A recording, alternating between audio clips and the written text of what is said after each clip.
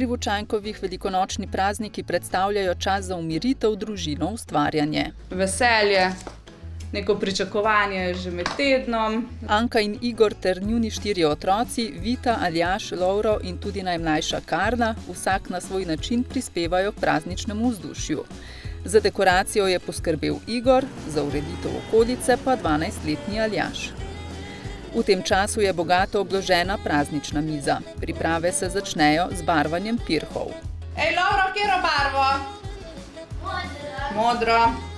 Lovro je namreč zadolžen za barvanje jajc. To je tudi njegov najljubši del priprave na praznike. Ker mi je najbolj zabavno. Ene jajčke bomo pa zavili v tale štumpek, pa bomo dali malo rožic noter in jih bomo kuhali v čebulnih olupkih, da so malo naravne. V tem času pri Vočankovih zadiši tudi po šunki, hrenu in potici. Ko naredimo pa vedno orehovo, pri nas pehtranovo potičko, kokosovo, pa makovo ali rožičkovo. Anka poleg dobrih sestavin pri peki potrebuje zanesljivo kuharsko pomočnico. Meni je najbolj zabavno peči potice, ker me veseli peka. Tak naj na pol centimetra. To sto. Ona res rada tudi.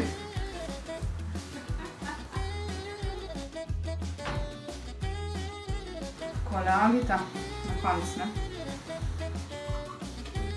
Dobro. Mi si kar tako, če ne gre fila preveč ven, ne? Edi prim, pa bomo kar noter.